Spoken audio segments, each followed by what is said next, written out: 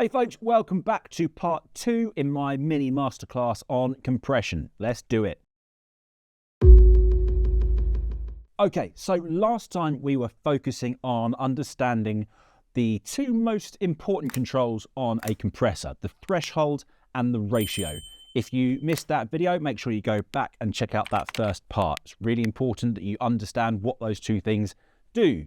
We also quickly touched upon the makeup gain, which is a very simple thing to understand. Today, we're going to get into the two next most important controls in a compressor. Those two things are the knee and the attack. Let's take a look at them. Now, in order to illustrate what the knee does, I'm going to bring up the graph here. I'm going to pull my threshold down, give myself a ratio of, let's just go at, let's say, 8:1. Pull my threshold down. Now, as I mentioned last time, the knee is this little area here. It's the point at which the compression starts working. So the knee is set at the threshold value. So if our threshold is set at minus 19.5 here, minus 20, that is where the knee is going to be. It's the point where the compression starts kicking in. Now, you have two types of knee and everything in between. You have a hard knee and a soft knee. A hard knee is at a value of 0 and a soft knee is at a value of 1. Now take a look at what happens to this knee here as I increase the value, going from a hard knee and I move the value up towards 1 and I get a soft knee. So literally what it's doing is smoothing that crossover point. So rather than having that really hard angle, it's just kind of rounding it over. What does that mean in terms of sound? Well, it means that the threshold value is less clearly defined. It's not as simple as whatever exceeds the threshold gets compressed and whatever is below the threshold doesn't get compressed, which is what we have with a hard knee. With a softer knee, what it means is there is more grey area around the threshold, meaning that the values that are compressed are sort of eased in. So rather than just the compressor being on or off, there's a smoother zone in the middle where the compression value is eased into a little bit. That means that you're able to get a more natural style of compression. Now, don't get me wrong, natural is not always better, and let's illustrate why. So I'm back on this drum pattern here. I've got a healthy ratio of 4:1. And I'm going to bring the threshold down until the kick and bass are exceeding the threshold value with this hard knee.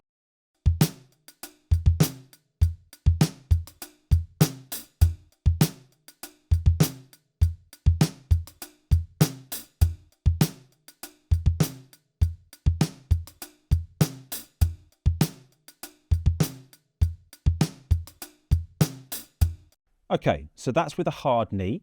Now I'm going to move that knee from hard to soft and back again, and let's try and hear what is going on here.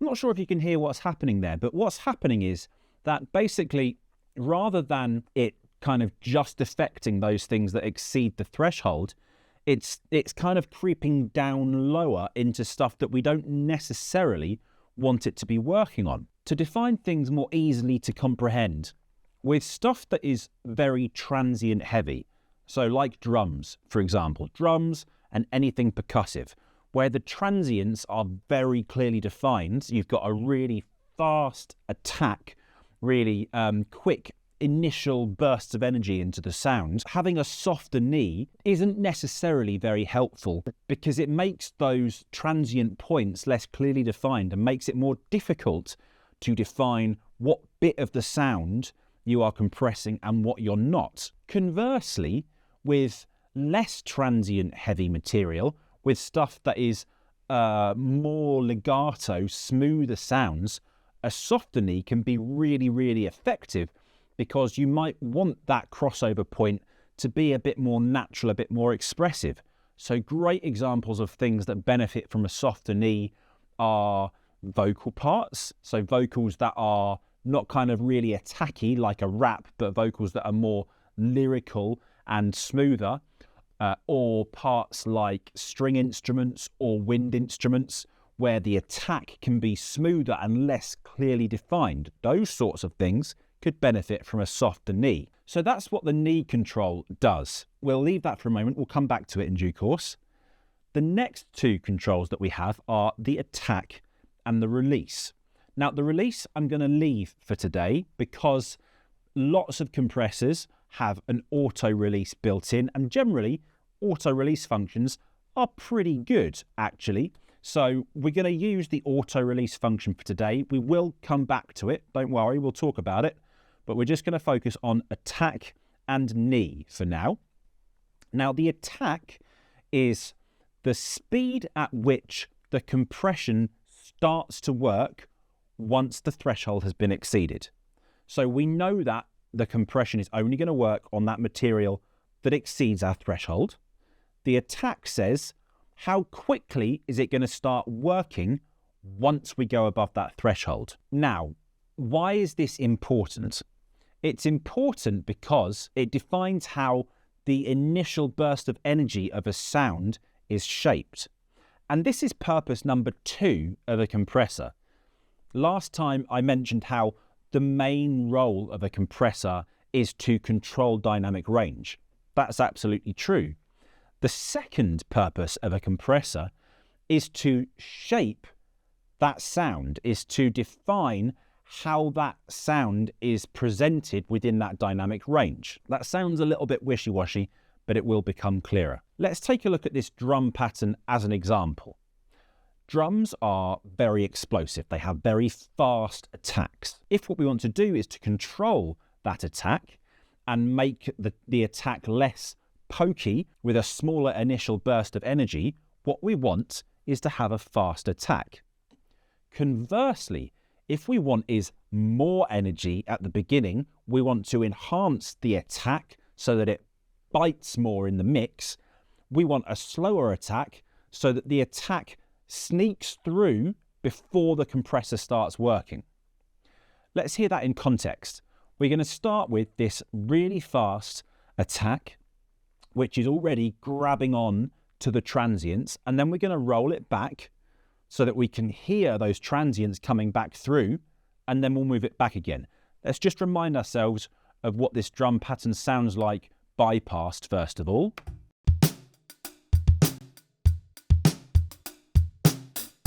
Okay, that's what we're working with. Let's engage it. We've got this fast attack, hard knee.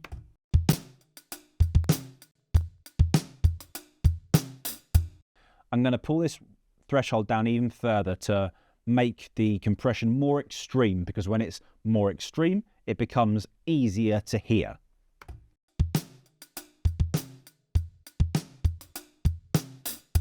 You hear how that transient, that initial burst of energy with this fast attack is completely destroyed. Let me A/B that for you.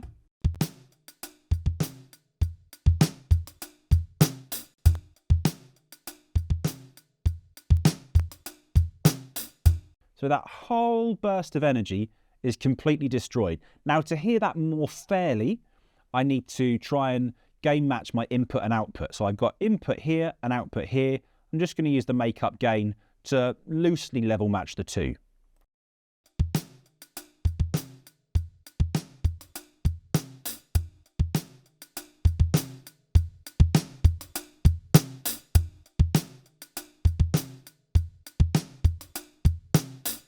Okay, so we're more or less level matched within a bit. Let's now A/B this. Let's bypass this and unbypass this.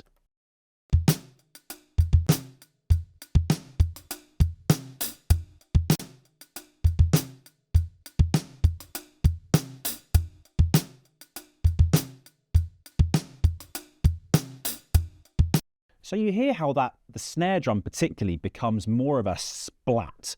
It's less pokey, it's less of an attack, and it's more of a splat sound. Listen for that.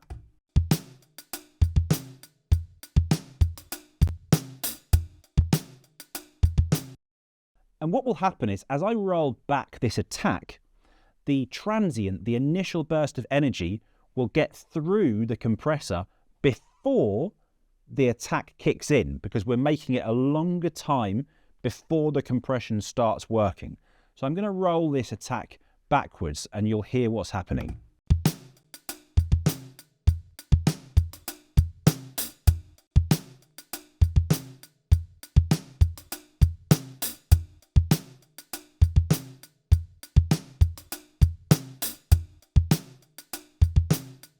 So you hear there, at only sort of 10 milliseconds, we're already getting that transient attack back through.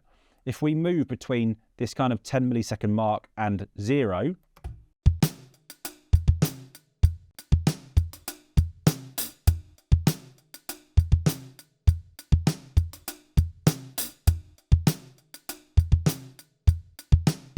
and there at sort of 14, 15, it's even a little bit better.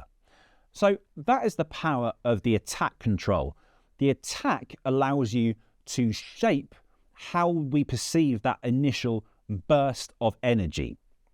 So what I'm going to do is I'm going to compress this drum pattern how I would like to compress it. So that's going to be pulling the transients of the kick and snare down a little bit so that the dynamic range, the difference between the hi-hats and the kick and snare, is a bit more consistent. I still want the attack, I still want that initial transient burst, so I'm going to make sure that I can hear that, and I'm going to use a hard knee in order to do that. I'm going to have the threshold at more of an extreme setting so I can hear it clearly, and then I'm going to roll the threshold back to a more sensible level so it's not just destroying the signal completely. So that's the process I'm going to go through.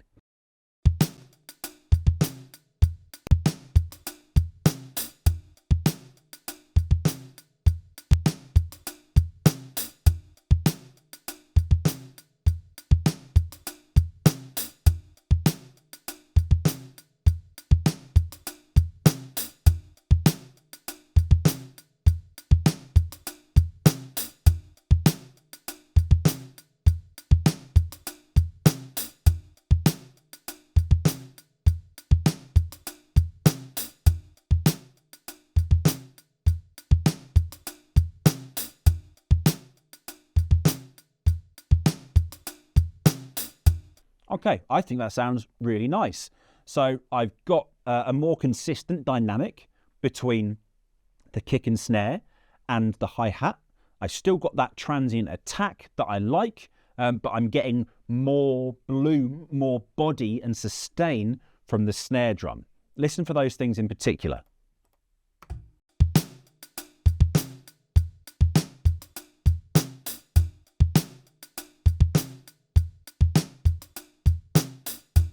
Great, sounds really nice. Okay, so I think that sounds great. Now what I want to do is show you that exact same process, but I'm going to use a different compressor and it's going to be on a different instrument.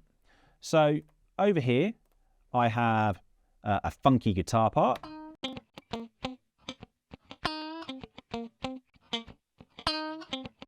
And I've got FabFilter's Pro C2, which is, one of the industry standard compressors that is out there. Now, let's take a look at the anatomy of this compressor.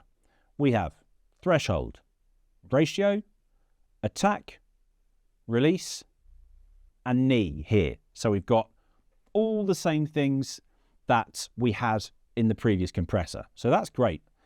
I've actually got an auto gain function here, meaning that it's automatically going to gain compensate the input and output signal, so I don't need to worry about gain staging. That's a massive help.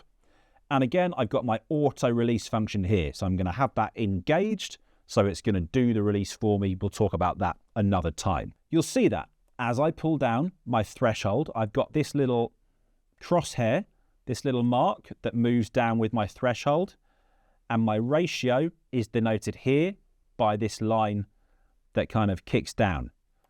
Likewise, my knee, which is this point here, can be adjusted between a hard and a soft knee.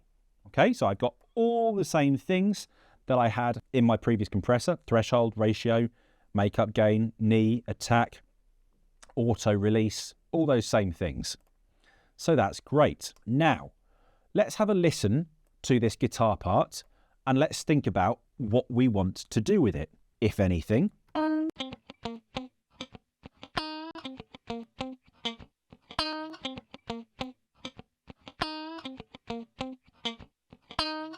Now, this guitar part has some nice little sort of ghost notes, some little chicka chicka sounds in the back of it, but it's quite a spiky guitar part. It's got nice transient attack to it, and I don't want to lose that. Now, let's hear it against the drum kit.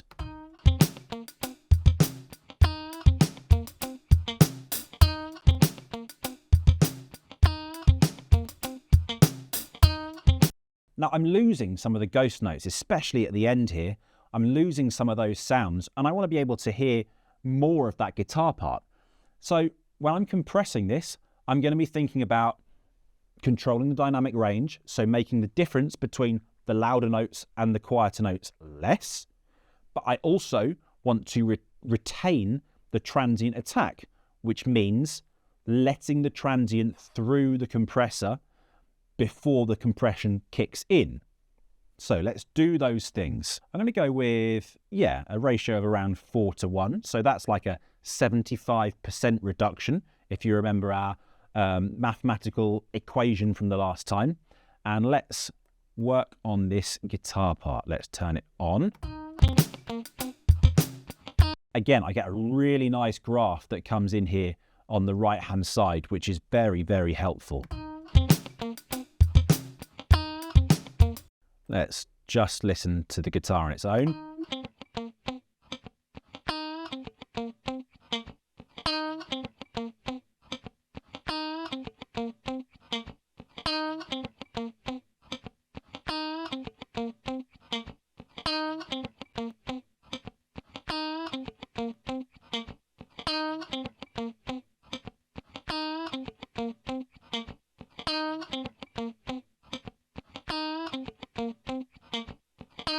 Now, what I'm looking for is that every single one of the notes is just registering that it's getting through the threshold. So I know that the little ghost notes are just at the point where the threshold is, meaning they're barely going to be touched, but everything above that is going to be controlled and pulled back in line with where those ghost notes are. Let me just close this knee so that you can see that representation more clearly here.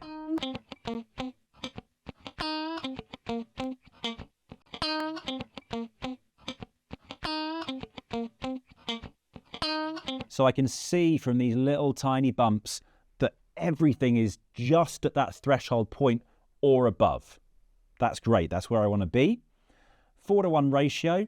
I might go a little harder than that even. Let's go at 5:1. Hard knee is what I want. And now I want to roll the attack back until the transients are getting through.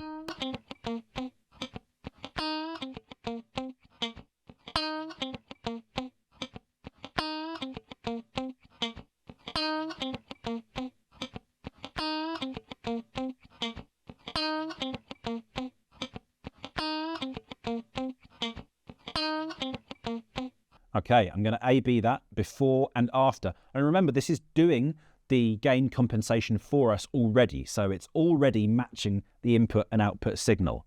Let's bypass.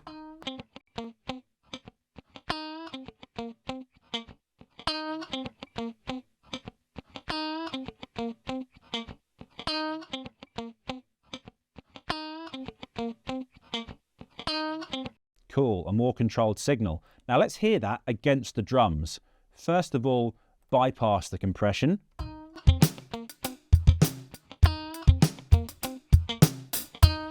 And then engage the compression.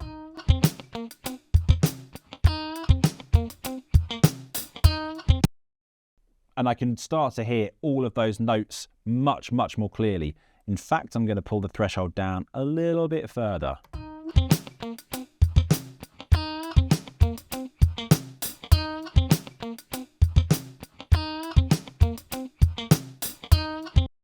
And that to me is night and day. Now let's hear those two instruments with and without the compression.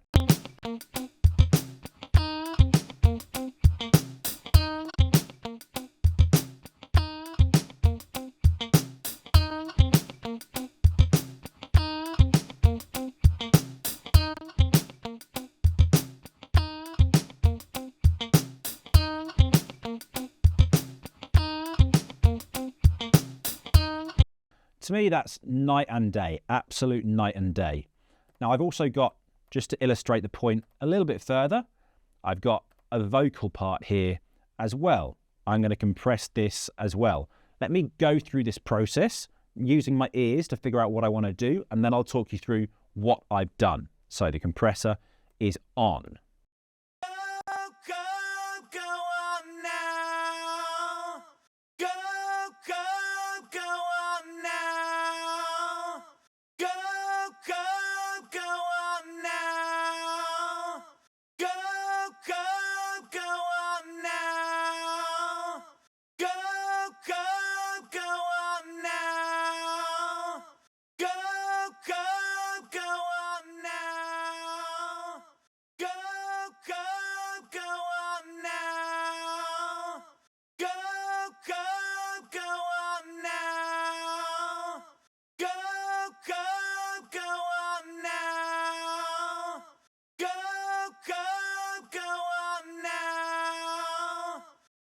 Okay, so what I've got here is sort of a medium knee.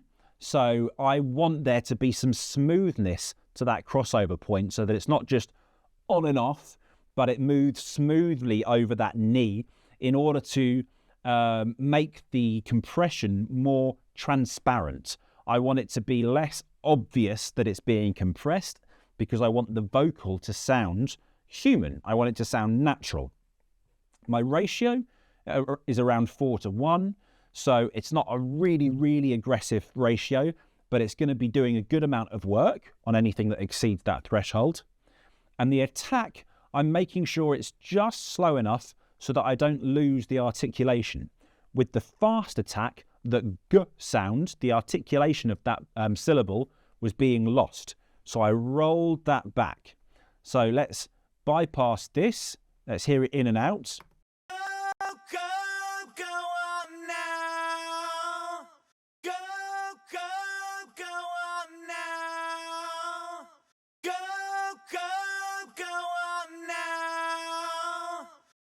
So it's not smashed to pieces with compression by any means. I could go harder, but let's hear that in the context of the mix.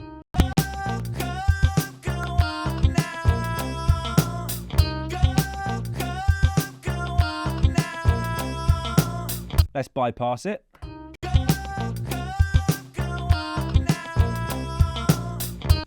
You hear how it just sort of disappears into the background. When the compression's in, the overall signal is more consistent and it stays more forward in the mix. But when it's bypassed, because there are bits that are louder and bits that are quieter, it kind of just disappears.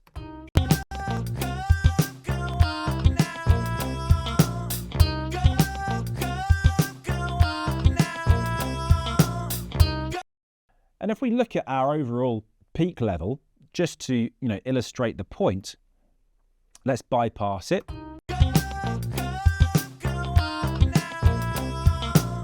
Peaking at -19.1. Let's engage.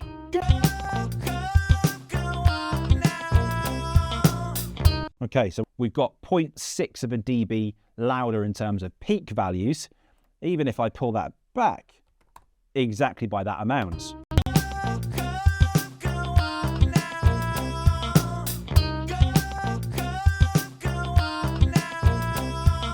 Sounds so much better, right? So just to illustrate that point once more, I had the bass in there, which I hadn't worked on yet, but doesn't really matter. Let's just hear those three things with those processes in and out. We'll start in.